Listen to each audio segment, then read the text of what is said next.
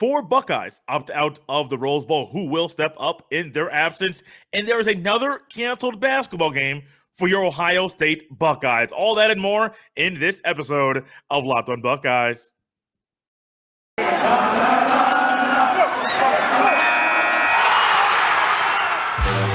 are Locked On Buckeyes, your daily podcast on the Ohio State Buckeyes.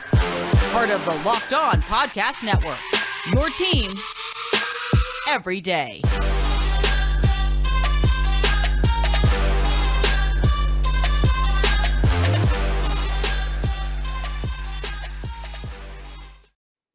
What is up, Buckeye fans? Welcome back to another episode of Locked On Buckeyes for the Locked On Podcast Network. I'm your host, Jay Stevens, also the host of the Jay Stevens Podcast. It is Tuesday, December 28th in the year 2021, and today's episode is brought to you by Sonos. Sonos is the official sponsor of ESPN College Football.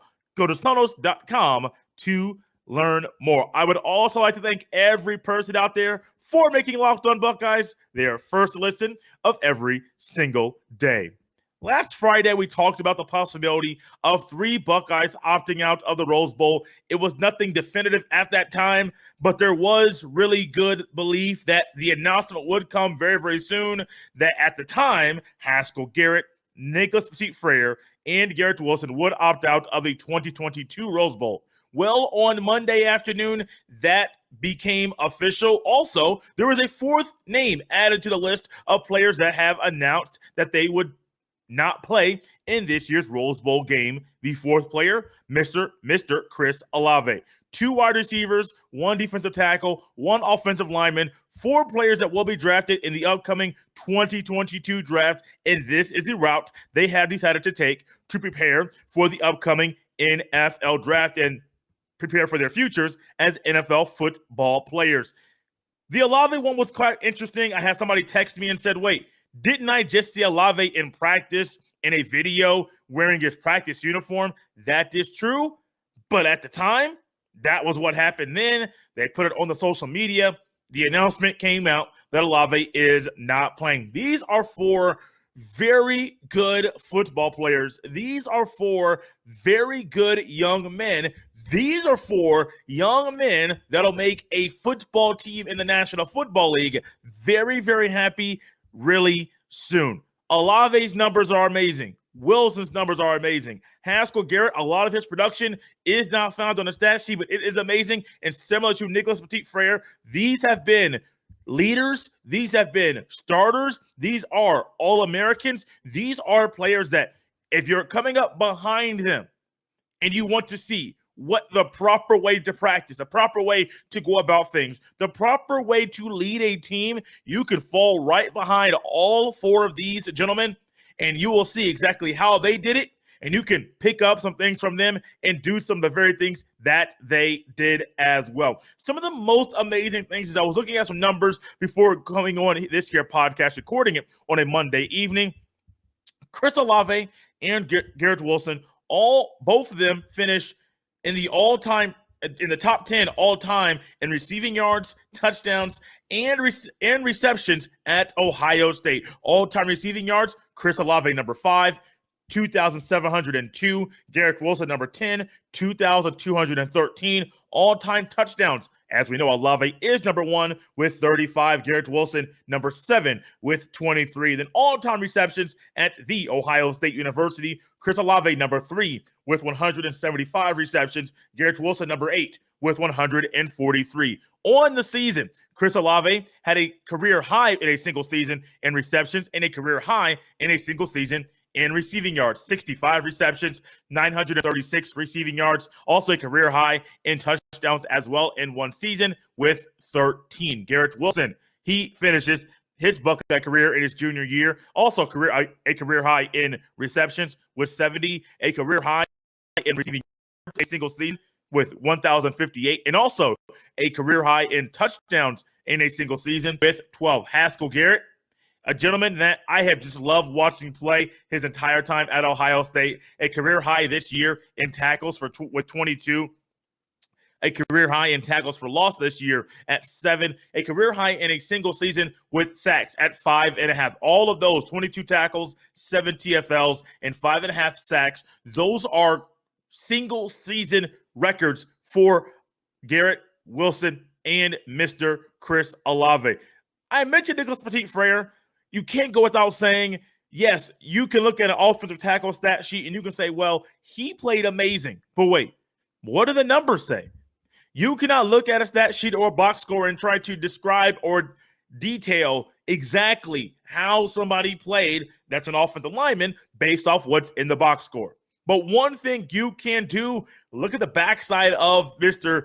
At now CJ Stroud, last year Justin Fields, and see, is there a lot of pressure from the backside? Is there a lot of pressure from where that young man is on the football field? Last year he played right tackle. This year Petit-Frere played left tackle. And you know what? He was one of the solid pieces in this offensive line. These are big holes to fill. Left tackle will talk about how they're going to fill all 4 of these holes. Got some solutions. We have seen this throughout the season. So it's not really as wild as it might be, but it's still very wild when you're losing 4 of these individuals. I'm just going to be honest with you. I thought after last week, after I listened to Steve Hellwagon from 24/7 Sports and Bucknuts.com, listened to Tony Gerdeman from Buckeye Scoop, and then also Kevin Noon from Buckeye Scoop, I thought that all 3 of those guys were going to opt out. Based off what I saw on the social media between Alave and practice over the weekend, the final practice before departing for Pasadena, and then even on Monday, him being in the video in his practice uniform, I thought Olave was going to play. That's not the case. You're losing your top 2 wide receivers, losing a left tackle, losing a D tackle. Big losses, but I can't wait to see what these individuals, what these young men do once they get to the National Football League, where they will go in the NFL draft. We'll have draft talk, draft coverage all offseason long, also filtering in more basketball talk. Assuming Ohio State gets back on the basketball court, I believe they will. Just not sure when that's going to happen. But these 4, losing them for the Rose Bowl, some say it's expected. Well, sometimes when things are expected, when reality hits, it's like, wait, we really have to hunker down. We really got to put ourselves together, put our thinking caps on, what as my librarian said when I was in elementary school, and figure this thing out quick, fast, and in a hurry. The coaches can do that. Us as fans, analysts, talking heads, if those of you that are talking heads listening to this, we can also admire and appreciate what these 4 gentlemen, Chris Olave, Garrett Wilson, Nicholas Petit-Frere, and Haskell Garrett, have brought to the Ohio State football program, and what they will leave behind and what the youngsters can take from them as they move forward leading the program. You are tapped into Locked On Buckeyes here on a Tuesday, part of the Locked On Podcast Network, your team every single day. I was checking the YouTube, and those of you that have been checking out the YouTube lately, thank you. The numbers have been going up, but the podcast is not at 500 subscriptions. You can go on the YouTube and check out the current number. I believe it's at 460 or 461. It's Tuesday. There's a few days between now when you're watching this or even listening to this, if you're doing it via the audio version, and the game kicking off on Saturday. By kickoff on Saturday, kickoff of the Rose Bowl, I would love to challenge you to get the subscription number over 500 subscriptions. Would love to have it at over 1,000 subscriptions by the beginning of next football season, really by the end of basketball season. Let's push for that very quickly. As more people watch, as more people view, let's hit that subscribe button to help this thing grow with your help. So with 4 guys opting out of the Rose Bowl, the immediate thought is, how do you fill those holes? I'm going to start on defense first, since there's 1 player. Spend more time talking about the offense. The offensive line and the defensive line, not really the craziest things in the world when you think about how they're going to fix or fill that hole, because we have seen both on the offensive line and the defensive line, players like Haskell Garrett, Nicholas Petit-Frere be moved around throughout the season. And so we have seen somewhat how they're going to fill those holes. The offense, though, very, very interesting. When it comes to defense and filling the hole of not having Haskell Garrett on the field, a lot of love Tyleik Williams. I love Williams play. Two defensive tackles for this game will end up being Antoine Jackson and Teron Vincent. Almost said Jerron Cage. Jerron Cage has been playing very, very well when he's on the field, but I do think it'll be Antoine Jackson at the nose tackle, Teron Vincent at the defensive tackle or three technique spot where Mr. Haskell Garrett plays. I got to write this down so I don't forget what I'm going through now. A lot of this stuff is coming from off the top of the dome. That's how a lot of the things have gone. I've been putting more notes down lately. We're going to put notes down together as we go through. Haskell Garrett out, Teron Vincent in. At left tackle for Ohio State. This is the one that's kind of self-explanatory. I won't say self-explanatory. We have seen it during the season. I believe we're going to see it once again. At left tackle, I simply believe Thayer Munford moves to left tackle. I do believe Matt Jones moves to left guard. Luke Whippler at center. Paris Johnson Jr. at right guard, and then DeJuan Jones at right tackle. I do not believe the center guard tackle going from middle to the right changes at all. It's simply Thayer Munford moving to the left tackle position, the spot that he started in last year, and the spot that I do believe he'll be playing in the National Football League. Him moving back out to his more natural position, the position that I think he should have played all year long to help with the run game. And then Matt Jones comes in right there at left guard. What's his name? Donovan Jackson, I believe. Donovan Jackson would be a phenomenal piece, but he has not played very much, if at all, this season. I do believe it's Matt Jones at left guard. Then Munford goes to left tackle. NPF, Nicholas Petit-Frere is not there at all. The interesting spot to me is the wide receiver position. Because you got GW, Garrett Wilson, you got Chris Olave, you got Jackson Smith-Njigba, who has been a starter all year long.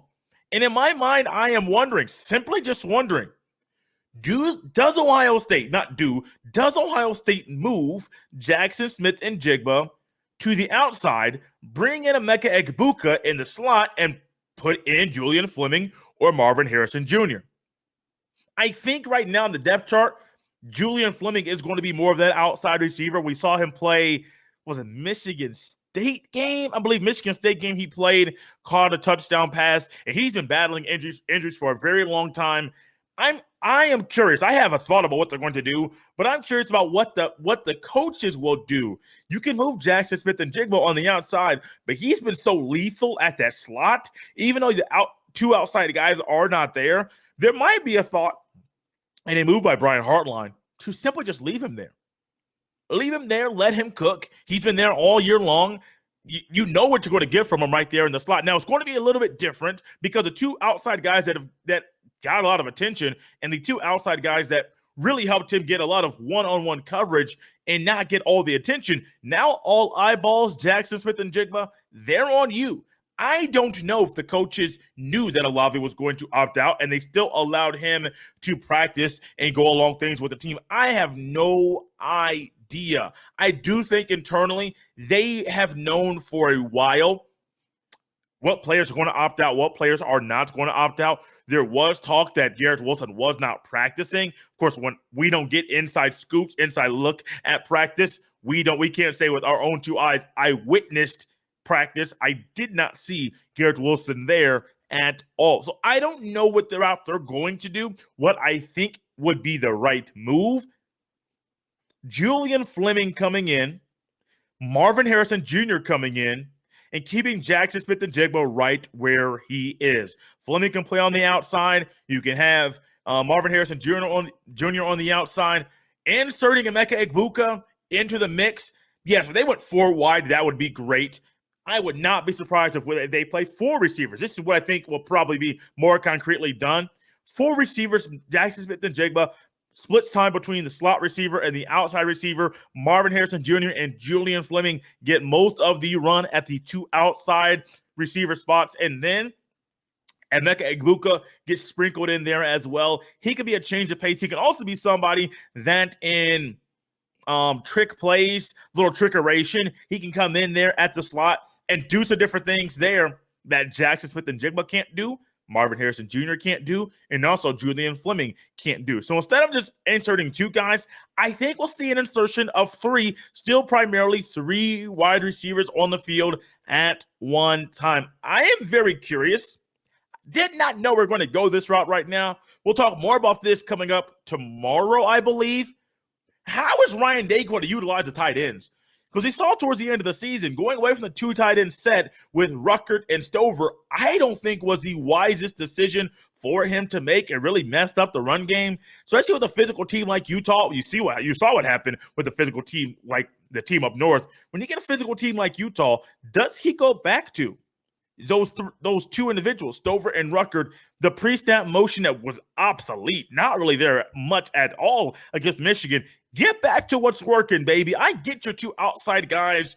The guys that get a lot of attention aren't there right now, but get back to what's working. This is an easy way to get back to the basics. Just put the right guys on the field, call the right plays, pre-snap, post-snap. It'll make things a whole lot easier for you with two guys that have been focal points of the offense all year long not being on the field. Thank you, everyone, for tuning in to this Tuesday episode of Locked On Buckeyes, part of the Locked On Podcast Network, your team every single day. Once again, I want to remind you to make sure and thank everyone that does make Locked On Buckeyes their first listen of every single day. Coming up on Thursday, I believe, planning on doing another crossover episode with Brian Brown from Locked On Utes, more of a deeper look into previewing the matchup on New Year's Day. Also on Friday, our guy, Jeff Hunt from the Off the Ball Network. The plan is to have him with us on Friday's show, recording on Thursday. I'll let you know if we'll go live. I'll announce that on Wednesday's show. But he'll be with us to give us our final preparation for this game. Can't get too deep into what I think will actually happen, will be the outcome. But as of right now, recording this show, your boy's a little bit nervous. That's all I will say. It's been a day full of news for your Ohio State Buckeyes.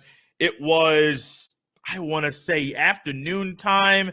Once again, probably 1 o'clock. I look down at my phone. The next thing that I know, or that I see, Ohio State's basketball game on today has been canceled. I'm pulling up right now the official statement from the Ohio State Buckeye Athletic Department. The men's basketball game versus New Orleans was canceled. Here's word for word the press release that came out regarding the announcement that the Buckeyes would have another canceled basketball game. This is the third canceled game in a row. Quote, the Ohio State men's basketball game versus New Orleans on Tuesday, December 28th, has been canceled because of player health and safety concerns within the Buckeye basketball program. Our guys are progressing through the COVID return to play protocols well, but we just don't have the numbers of readiness to play a game yet, said Ohio State coach Chris Holtman. Player safety as it relates to COVID as they return to play after a significant time off will always be a top priority. The program has resumed team activities and is preparing to play this Sunday at Nebraska. All fans who had purchased tickets to the game through the Ohio State ticket office and Ticketmaster.com will be refunded and will receive direct communication via email with more information, end quote. This is not fun at all. Imagine putting yourself in a player's shoes. I understand why this announcement has coming down, but let's go a little bit deeper into the mind. We talk about 18 to 22-year-old young men, brains, minds, bodies are developing. Well, let's go a little bit deeper into this announcement and imagine how this might impact an E.J. Liddell, a Jimmy Sotos, a Justice Suing, who is still getting better. This theoretically could have been a game where he is back. We don't know when he's coming back just yet. Also, so many other players. Think about this. You're a young man. Before the season, this league, Big Ten, says, hey, Ohio State, you kind of monitor your own COVID protocols. We trust you. You're one of our member institutions. You go ahead and monitor your COVID protocols. Ohio State, the university, has put down different rules in place. One of them, as everybody knows that has been to a game, masks have to be worn at games. So be it. That's a rule that they have put down. They've also enforced a vaccine mandate. Got it. You're a student. You're on campus. Vaccine mandate. Got it. Okay, so these are the things that the players are currently doing because they're students at the Ohio State University, and there's a mandate there for them. You're inside a building, mandate, vaccine, got it, boom. So they're doing everything they're being asked to do. Also, they hear news about a booster coming out. Now, wait, there's a waiting period between you getting your second dose of the COVID vaccine, or maybe if you're J&J, you're only getting the one dose, but there's still a waiting period in between you getting your COVID vaccine before being able to get your booster shot. So they know all of those things. Team's fully vaccinated. Team will get the booster down the road. They're doing everything that they're being asked to do. The next thing that happens, boom, boom, boom. 3 games in a row are canceled. I don't care if it's all cupcakes or all of them are against top-tier talent like the Kentucky Wildcats. Anytime a game gets canceled, it really affects and impacts the young men that are on the team. Young women, if it's a female sport, or if there's a female that is coaching a male sport, it really affects and impacts these young men. I feel bad for them. There's also something, a normal tradition at the Rose Bowl. I forget exactly the right name of this tradition, but that has been canceled. There are things that are happening right now in Pasadena that are being canceled. Basketball games have been canceled. I recorded a show with Nate Dickinson from Locked On Big Ten, co-hosting the Monday show. And there were, at that time, when we recorded, 10 games, 8 had been canceled, 2 had been postponed, and simply the Big Ten basketball conference. And now Ohio State, a third game. These young men, I feel really, really bad for them. You come to a school to play basketball. You do everything that you're being asked to do to play the basketball, to play the games. The next thing you know, all 3 games are being canceled because of things that are happening inside your basketball program while you're following those rules that have been put down with you. I feel bad for them, man. I feel bad. They didn't ask for this. No, nobody asked for this. Nobody knew what was going to come in 2019, wherever that little virus came from, the origin spot of where that is. Nobody asked for that.